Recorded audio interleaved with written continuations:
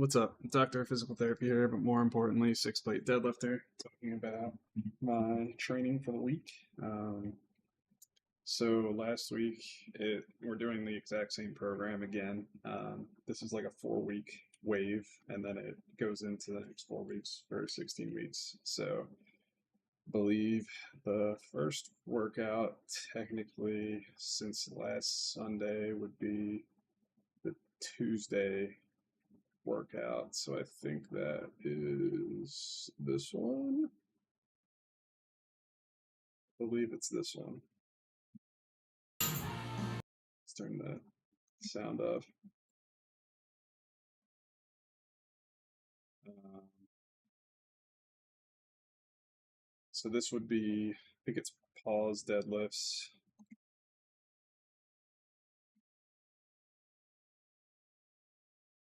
And then I believe pause deadlifts. Let me consult the program here.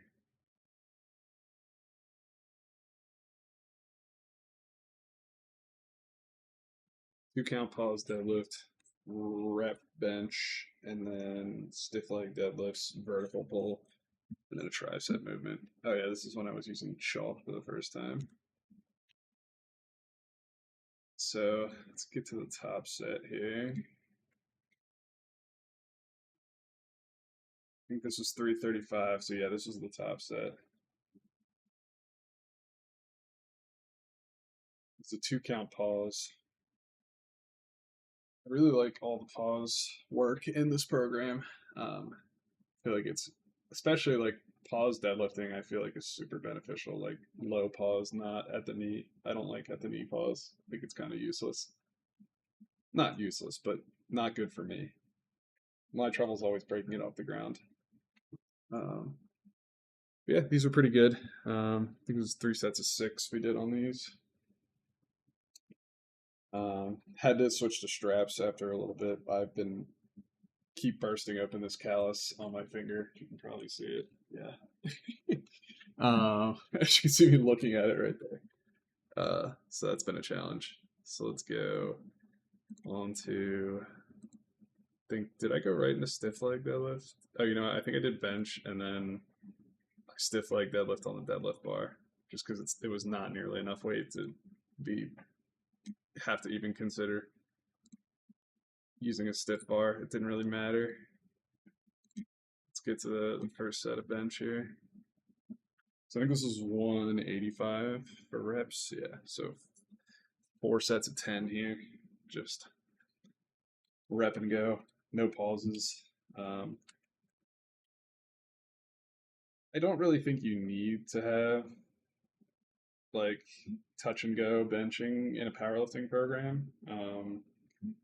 But just as an added variation, I think it's fine. I'm running the Calgary barbell program, so just to kind of see, I wanted to not have to think about the programming for this meet and just kind of have somebody do it for me. So, but yeah, it's I don't know how valuable this really is as a variation.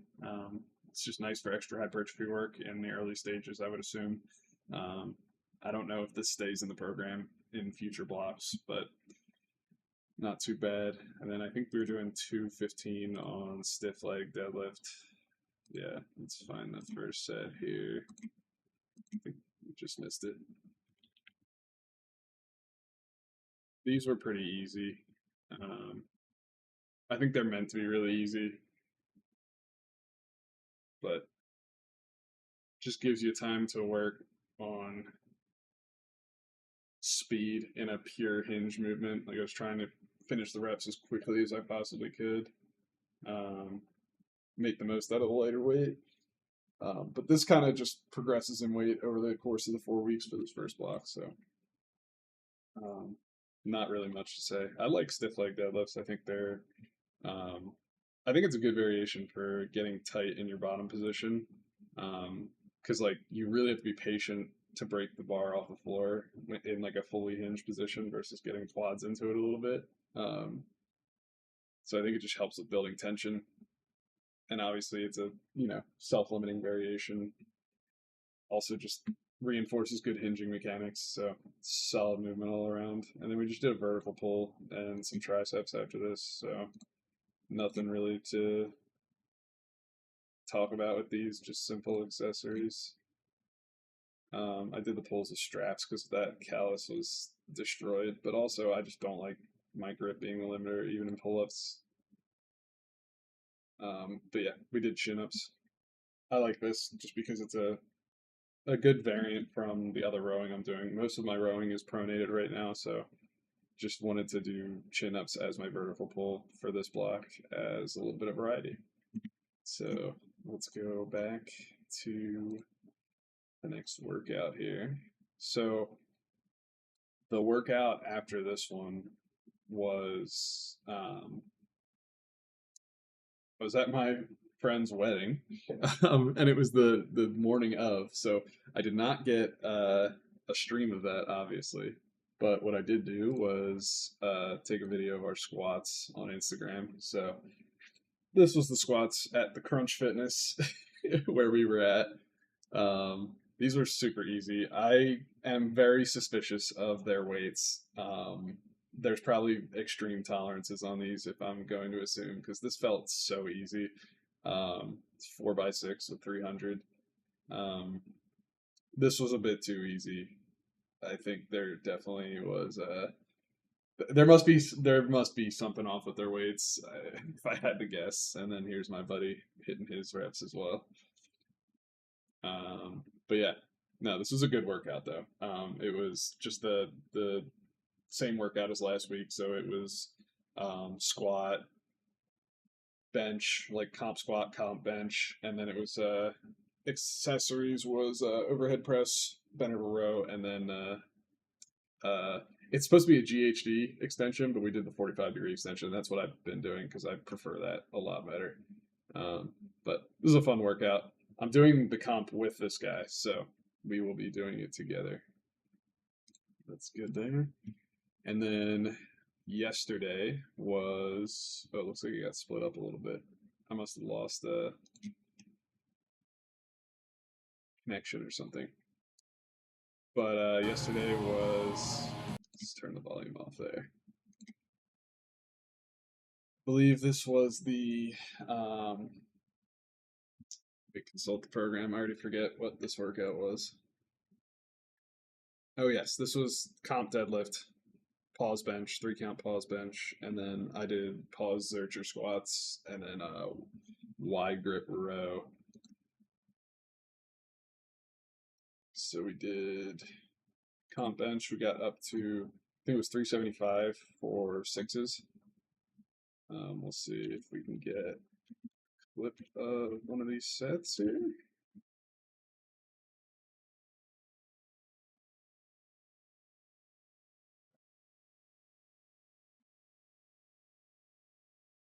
Here we go.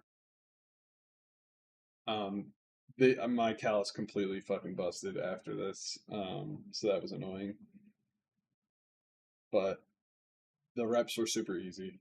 I mean, 375 is so submaximal for me. I think he programs these pretty. There's me checking the callus. I think he undershoots these quite a bit because the deadlifts have always been super easy so far in this program versus like the squats, which makes sense. If you want to undershoot on anything, you want to undershoot the deadlift. Yeah, that callus was completely busted after that. Um, but yeah, I mean, super easy. I need to just get this callus figured out. It's literally just this one callus that keeps busting. And then we'll go on to the pause bench. Oh, you know what? I did the squats first. That's right. So we did the Zerchers. We got up to what did we do? 255 or something? Yeah, I think we did 255. Let's go back to the beginning of this set for some pause Zerchers. These just feel really solid. I mean, I could probably do this amount of weight with a front squat as well, but I feel like I can push more weight with a Zercher in a similar position and accomplish a similar thing. So I'm trying it out. This is an experiment with Zerchers because I really like them. I'm pretty proficient at front squatting too. So it's not like the argument is like, oh, like I suck at front squats, so I'm avoiding them. It's no, I am good at front squats. My max front squat is like 365. Um, that's not an issue. But the I like searchers. I'm trying to mess around with them. Um, I think it makes it really easy to hit depth. It feels really good at depth because of the way it's, the anterior loading and the way it kind of, your forearms kind of come into your thighs at the bottom. It's just nice. And then let's get into bench. So we did the row here, supersetted with bench. So you can't really see it, but the row is mimicking bench width. I'm trying to kind of mimic bench positioning too. Like I'm really flaring out my chest and trying to hit in the same position for my bench, just to reinforce stability in those positions. That's how he programs it. So that's how I'm doing it. It's been good. I like it. My lats get really fried from this, so which is surprising because it's a pretty wide grip row. Get back to this 3 count. Did I hit a set here? Okay, yeah. I was like, hello.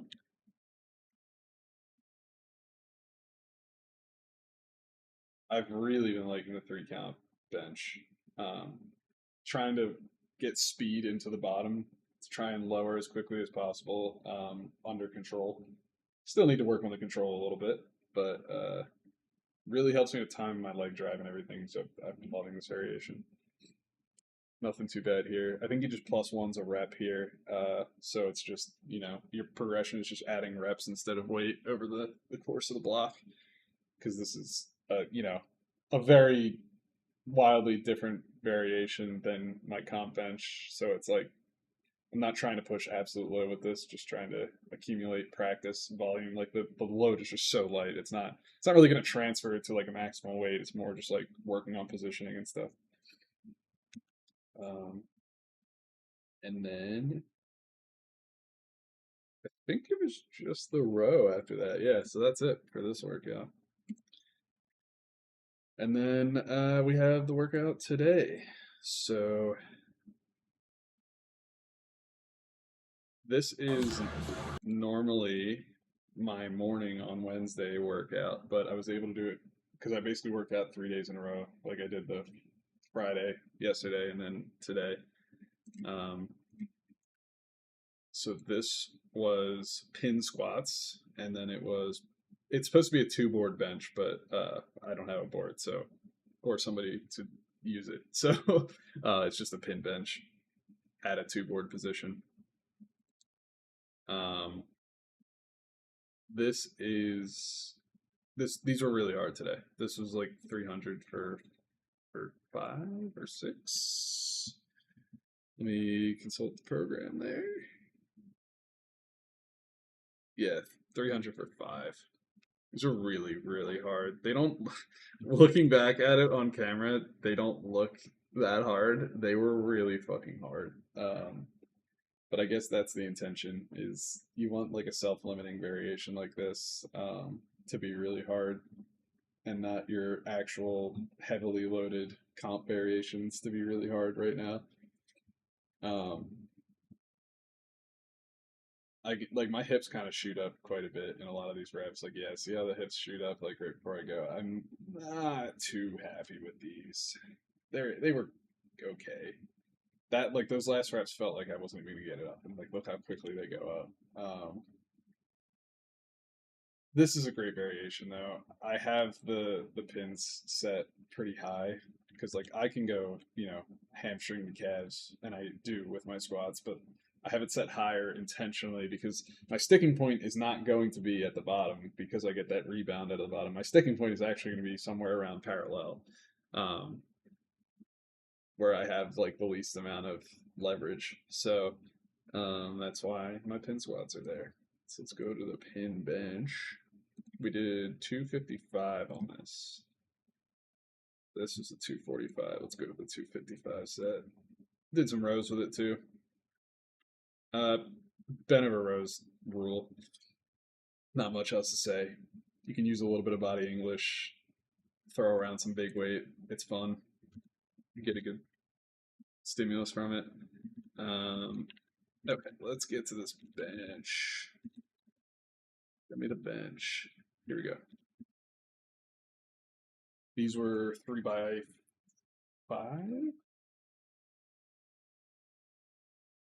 Yeah, 3x5, 255. Um, these felt really good today. Um, it almost, I mean, this really isn't like a self-limiting variation, really. It's honestly like I feel like I can push a lot of weight with this. 255 was not bad at all. It's supposed to be RPE 8. It wasn't quite. It might, like on the last set, it might have been. I try to use it as a cap, like an RPE cap. So I'm working up towards RPE 8 versus like my first set being RPE 8, and then I have to like lower the weight as I go throughout the sets. I don't like doing that. I'd rather I'm much more of a I'd rather undershoot than overshoot kind of person because I tend to or at least in the past I used to overshoot a lot, um, and I feel like maybe I've gone too far in the other direction now. But in terms of powerlifting, like it doesn't low RPE work is still very beneficial. Like especially when you're doing as much volume as I'm doing right now. Like not I would much rather undershoot, especially in this case, than overshoot with how much volume I'm doing. Um, and then I did a little bit of core, some rotational work here, kind of like a Palloff press with rotation, just in like a full hip hinge. See if I can get the good angle of it. Yeah, here we go. This is like probably my favorite core variation. I think this is just like you're getting something that everybody kind of lacks in a powerlifting program or just weight most people's gym programs is like loading rotation. You know, that it's just a movement pattern that most people are not getting, which I think would, loosen up the upper back, eliminate a lot of issues that come from the upper back being stiff. Also, just exposing yourself to different patterns outside of the sagittal plane, which most of us do not get. Like, we're not working through the transverse frontal planes very much in most gym programs, which is probably should be changed. All right, let's not get the ass shot here. um, this variation just feels it just feels incredible. You get a huge stretch. Worked a little bit of internal rotation on the back hip. It's great. It feels really good. Obliques get fried from it. It's another thing that most people aren't focusing on is like oblique work. Um, and then I finish it off with a hang variation. I like doing like a semi-active hang like this. So basically, I'm bringing my rib cage. So rib cage coming down every time I breathe. So I'm breathing out to engage obliques, and you see how obliques kind of pull pelvis up, bring rib cage down. So every time I breathe, I'm trying to do that. And then once I inhale, so I'm inhaling through the nose, I'm trying to expand rib cage without losing this position, um, to try and get more stretch on the lats, more stretch on the pecs. As you can see, versus like a dead hang, if I were to like release my core tension here and hang down and get, probably I would get a little bit more flexion with my arms. I would be getting less stretch, because of the lats and the pecs connection to the rib cage. So if I let rib cage flare, I'm stretching those two structures less. So to me, you get way more out of a dead hang. Well, I guess this is a pseudo active hang. You get way more out of a hang with this variation than you would with just a pure dead hang. I know people advocate for dead hangs like crazy because of the morphological changes that happen at the shoulder joint. They've seen in research. Great, sure, it's fine. I like dead hangs too. I just think this is probably a better usage of your time if you are limited on time because you get more out of this, especially for someone like me. Like my pecs and lats are extremely tight, and this is just like literally this is the best stretch you could ever do for your pec minor and your lat. It's It's great.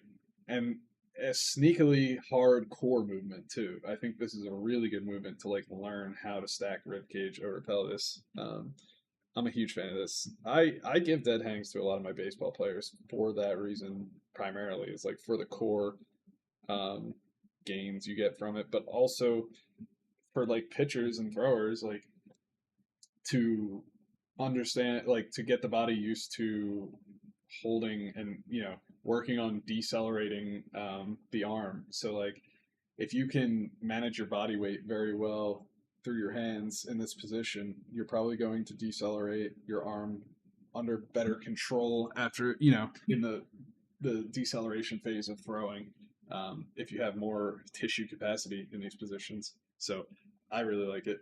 Um, you could argue you're going to get a lot of rotator cuff gains from this as well in terms of shoulder stability. So this is a great movement for everything.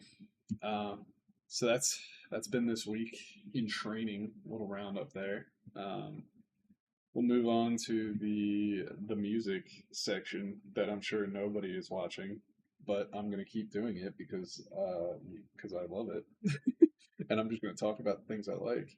Um, so let's go on to that. So we'll look at the releases. Shout out Humanity's Last Breath, Buster Core Band, Left to Suffer. Um, Pretty like yeah, they're deathcore, but they're pretty experimental. Like they don't really mold to that genre very strictly. This single was okay, really short. It was good, but nothing crazy. This Soulblind album, so kind of like new age grunge. I did not like the singles very much, but after listening to it in the context of the whole album and giving it a couple more listens on those singles, I've come around on this album. I really like it. Really, really, really good. Their old music is incredible too. Like if you haven't listened to them, it's it's like shoegaze and grunge. It's like Zoomer grunge is what I would call it. It's really good. This is more along the grunge side than the shoegaze side, whereas the previous stuff might have been leaning more towards shoegaze, which I kind of prefer, but I still like this. Last Dinosaurs, probably my favorite indie rock band of all time. They're releasing 10-year anniversary of their Wellness album, and this was one of the uh, versions of one of the songs that they did. And they also released a demo, so a demo song that's never been. Well, this demo might have existed on the internet somewhere, but it was never on like streaming services. And they fully mastered it like into a full song. So that was really cool, really good. Um, I don't know why I still follow Oliver Tree. I like some of his old music. I don't really like his. It's just too pop, and that's. I don't dislike pop music, but I don't like the direction he's going. I'll be honest. I actually am probably just gonna follow him because I don't foresee myself really liking any of his music going forward. Greyhaven album, very good, really, really, really good. They get better every album, and they don't get the recognition for it. I don't understand it. Like 100K monthly listeners is so much less than what they deserve for what they're doing. For their stuff is so unique. Um, Remastered version of Strawberry Girls song. I think I like the original better, to be honest. But I mean, this version's fine. There's nothing wrong with it. I just think I like the original better. Um, I think North Lane is also Why everybody's remastering their own music? Stop remastering. Like, I, it's fine. Like, I get it. Like, you're better at producing now. You can probably make things sound better. Like, great. It's fine. Whatever. I don't actually care that much. But like, I'm getting a little jaded. Everybody's releasing remastered music. But whatever. You know what? Get the bag. I don't care. It's probably super easy to do if you still have the stems. Like, whatever. I don't care. It's fine. I don't even like old North Lane. I only like the newer North Lane stuff. Pale Dusk, probably one of the most unique prog. Are they? I guess they're prog metal, uh, Japanese prog metal bands. This song was much more like their older stuff, which I liked, but I didn't love the song. It was okay. That's kind of like with their music. It's either like I'm like, it's all right, or it's like, oh, this is sick. Like this is awesome. There's no in between because they're so experimental. They're not going to please everybody with every release because they try to do crazy things. But this one was okay. It was a lot like their older stuff, which I liked. New Mood Ring song, incredible. It's like new metal. It's kind of hard to explain. I guess it's like deathcore inspired new metal. Because the guy, the lead of the band, is in deathcore band Psycho Frame. But yeah, no, this is really, really good release. I'm so hyped for this album. New Hail the Sun single. Post-hardcore, swancore, I guess you could call it. I really, really like the single so far of this. This single in particular is a lot like the singer's solo work, which is like much softer kind of music, but really good. I liked it. So I'm excited for this album when it comes out. It's going to be soon. I can't remember if this is where I left off last week. I think this is where I left off last week. This EP is still good. I've been listening to it nonstop. It's incredible. All right. I think that'll be it. So I am going to keep uploading or tacking on to the end of videos like random. It's either going to be like an extended gameplay that you can just like have on in the background or something, or it's going to be like a funny clip or something from my backlog that I have on my computer. So I think today it's going to be just like a funny clip or something, but I will start putting like extended gameplay stuff in there. I don't know if people really like it. I'll put both. I can do both at the end. I've just been doing one, or I'll probably just do one or the other for now. But yeah, that's basically I just want these videos to be just like long enough that you can just like put it on and have it in the background and not have to pay attention to it and just like kind of listen or watch, if you want. But because I know like I like having videos like these, like if I'm like cooking or something, like, I just like to have like, oh, I put on a half an hour to 45-minute video and I don't have to touch my phone and I can just like listen in, look over, every once in a while, that kind of thing. So I'm just trying to make what I would want. So that's what I'm doing. All right. Well, thanks for watching. I will put that clip here at the end. So see you in the next one. I will stand my ground. No! Come at me. Oh god, dude. Let's go. Oh. Let's go. Oh! What? It's over here. Get him.